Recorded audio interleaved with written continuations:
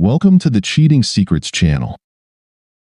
Monday evening, the kids were already asleep in their rooms at the other end of the hall. Matt and Lynn sat in bed side by side, propped up with pillows. He was reading a book about the Civil War, and she was editing a marketing report.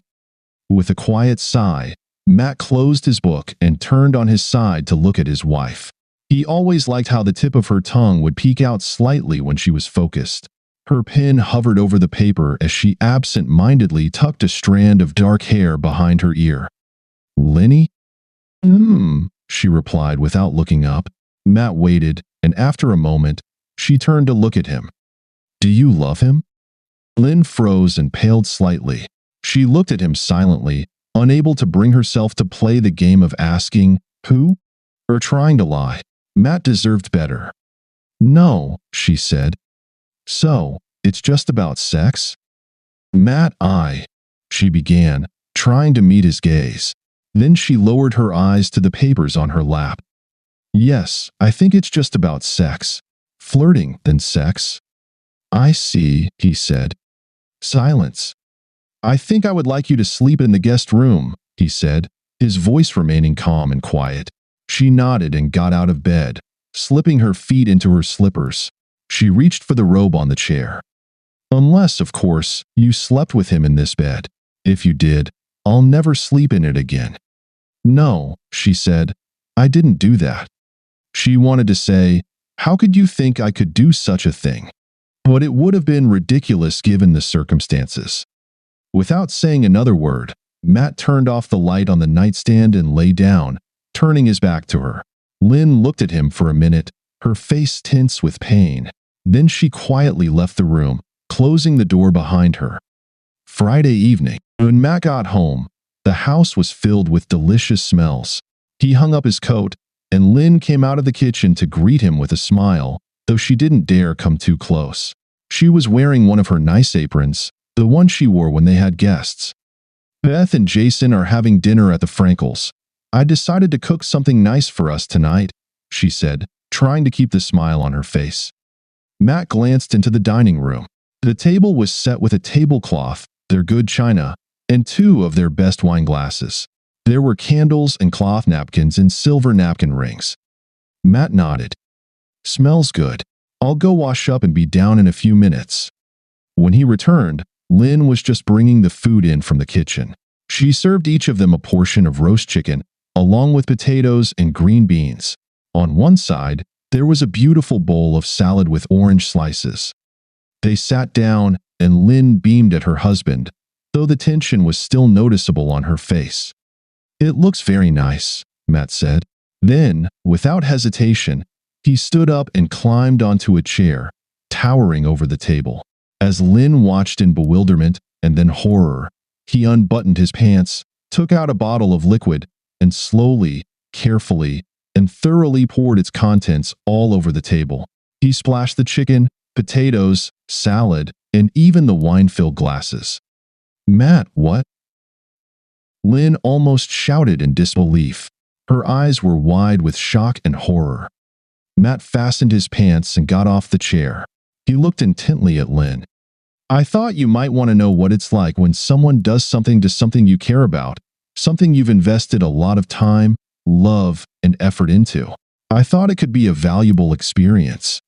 Lynn didn't respond, only staring at her husband as tears ran down her cheeks. Matt approached the closet, took his coat, and left the house. Sunday, daytime. "I requested a transfer," she said. "Oh?" "I'm being transferred to the internal marketing department in a week. I wanted it to happen as soon as possible. I'll be in the building on Union Street, farther away from where I am now." "And why did you request the transfer?" "I thought you liked the international department." "So, I won't be near Douglas anymore. I won't be in the same office." He stopped raking leaves and turned to look at her, standing beside him in her colorful autumn sweater. "And why should that matter to me?" She looked both annoyed and hurt. "Because I won't be seeing him anymore, that's all. I wanted you to know that." He turned back to the rake. "Lynn, you've already told me it's over. Of course, I believe you and trust you completely, Can you think of even one reason why I wouldn't? She stomped her foot slightly and said, Damn it, Matt. Do you really think your sarcasm is helping? And do you really think that moving out of that office will make everything better? As if there aren't motels, lunch hours, breakfast meetings, or client meetings outside the office. As if there aren't plenty of other men who would gladly sleep with you until they forget their own names? Matt's voice rose to a snarl, but he continued raking the leaves into neat piles, not looking at her. Matt, she said in a thin, sad voice, what else can I do? I'm trying everything I can, every way I know. She began to cry. To show you how sorry I am, to somehow make amends for what I've done. He turned to her again. And you think there's a way to make amends? Some magic formula, just the right words, actions, or gestures, and everything will be fixed? Understand this, Lynn. You're living in a goddamn dream world. He turned away again and went back to his raking. Monday evening, Lynn heard footsteps down the hall. Then Beth's sleepy and confused head appeared in the doorway. Mommy? Why are you sleeping in the guest room? Although she was almost 6 years old, she still spoke with a slight lisp, especially when she was sleepy. I stayed up late working, sweetheart, and I'm here so I don't disturb Daddy. Did you have a bad dream? Beth solemnly nodded, and Lynn jumped out of bed to pick her up. Sleep with me, Betty, you and Big Bear. She tucked her daughter and the teddy bear under the blanket with her and lay down beside them. Within 5 minutes, Beth was sound asleep again. Lynn gently picked her and the teddy bear up and carried them back to Beth's room. On her way back to the guest room, she suddenly changed her mind and headed to the master bedroom. The door was slightly ajar, and the room was dark. Lynn paused, trying to find the right words, but was stopped by an unexpected sound. It was crying. Matt was quietly sobbing, probably into his pillow. Lynn stood there, listening, then slowly turned away and walked back down the hall to the guest room. Wednesday morning. Each day it became easier to sit in his office and work, to concentrate on what needed to be done. His thoughts still drifted to painful places, but not as often and not for as long. His secretary, Bernice, knew something was wrong, but she sensed that he didn't want to talk about it and stopped asking, offering only sympathetic smiles. At 10:50, he got up from his chair, walked to his door, and closed it. Then he took a dictionary from the bookshelf and placed it on the desk. He found the word he was looking for and read the definition aloud. Cuckold, a man with an unfaithful wife. He sat back down. I am a cuckold. He said it several times. The word felt strange in his mouth. I am a cuckold. I've been cuckolded. She cuckolded me. He sat for a while, staring into space. Then, with a sigh, he set the dictionary aside and returned to his work. Saturday. For heaven's sake, Lynn, what on earth did you expect? Lynn didn't answer, and her friend Arlene continued. They were sitting in Arlene's kitchen, 2 cups of coffee between them. You're sleeping behind Matt's back with some other guy. Arlene saw Lynn flinch at the word but went on.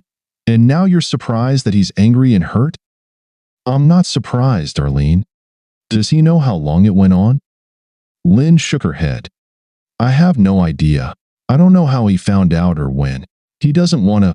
We haven't talked about it. Do you think if you told him it was only a few times, it would make a difference? Not for me. Lynn grimaced.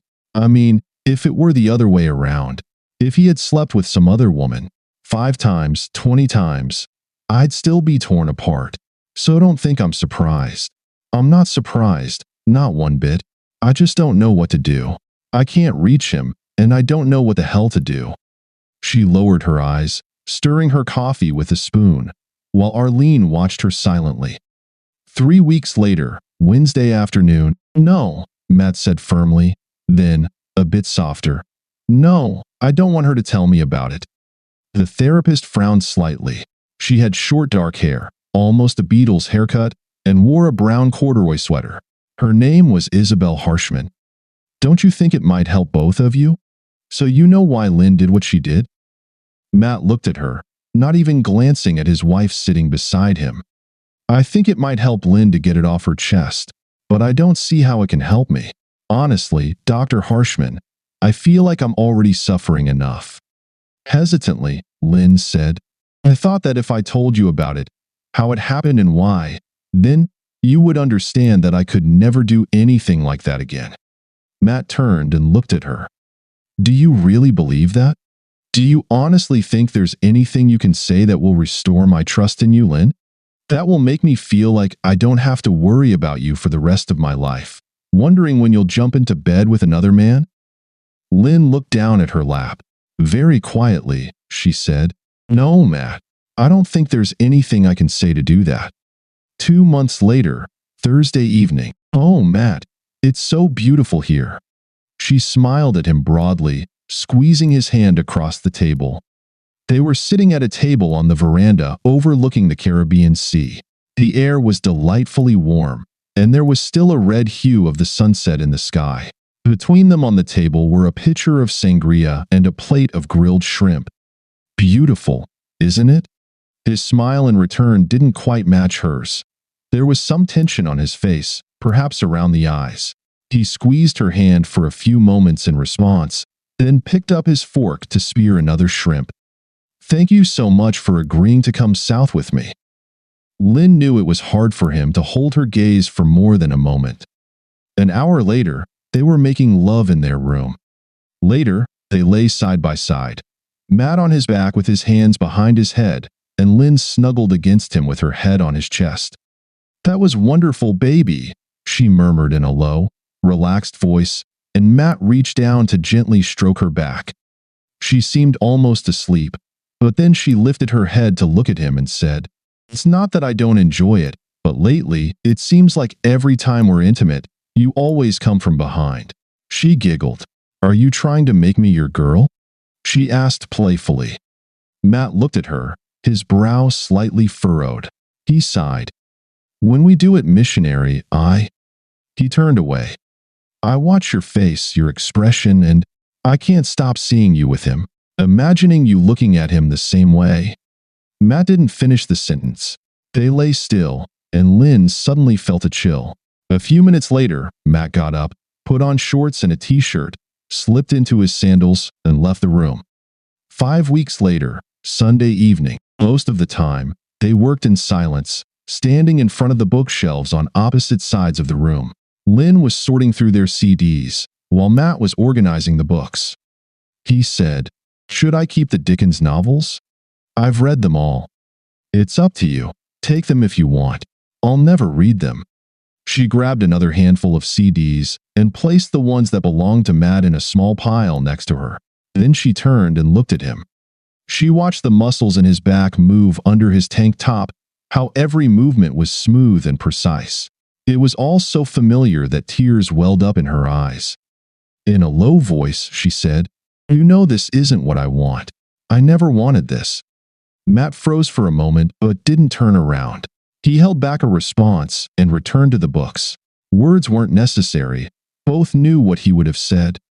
7 weeks later, Saturday evening, "Mommy, Mommy." Beth and Jason shouted as they jumped out of Matt's car and ran into the house to hug her, leaving their overnight bags on the ground. Both started talking at once, telling her about the zoo and how giraffes were their favorites. They have such long necks. And how Dad bought them each some cotton candy. Then, after the greetings, they ran past her into the living room and turned on the TV. Matt smiled as he walked to the house, carrying the bags the kids had left behind. Lynn smiled back. "Looks like they enjoyed the zoo." I still can't tell if they were thrilled or terrified. We got really close to the giraffes. They were towering over the wall right above our heads. And they also loved the giant tortoises. It was a good day. They chatted for another minute or two. Lynn said, "Would you like to come in for a cup of coffee? The pot's on the stove." No, thanks," he said, feeling slightly awkward. "I really should get going." "All right," Lynn said, trying to keep a smile on her face. "See you Wednesday evening," he said, turning back to his car. She stood and watched him until the Taurus reached the end of the street and turned left, disappearing from view. 4 months later, Monday evening, Beth was sitting at the kitchen table, coloring, while Lynn prepared dinner.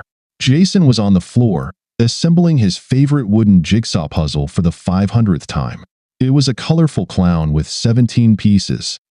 "Mommy, are friends supposed to kiss?" Beth asked, looking expectantly at her mother. Lynn turned to look at her. "I don't know, dear. What do you mean?" "Well, I never kiss Artie, Melissa, or my school friends." She made a face. "It's so gross to kiss Artie. But we met Daddy's friend, and they keep kissing." Jason looked up from his puzzle. "Angela is nice," he said. "Yes, she is nice. She made us hot dogs and mac and cheese." Jason interrupted, then lost interest in the conversation and went back to his puzzle. "Yeah, and she also said we could get ice cream next time. But she and Daddy keep kissing, like you and Daddy used to." "Do friends always kiss?" Lynn squeezed her eyes shut tightly for a moment. Then she opened them and smiled at Beth. "Well, dear, some friends kiss and some don't. It all depends on the circumstances. But kids your age don't kiss their friends, so you don't have to worry about that." "Okay." Beth nodded and went back to her coloring. She was drawing a duck that looked a lot like a stegosaurus. "Dinner time," Lynn called. "Go wash your hands." When the kids returned to the table, she said, "At least 2 pieces of broccoli each. Or no dessert tonight." She watched as they put ketchup on their burgers and started eating. Then she went back to her bedroom and closed the door. She sat in the chair by the bed, put her face in her hands, and cried. Thank you for listening until the end. See you in the next episode of Cheating Secrets. Take care of yourself and your loved ones. Goodbye.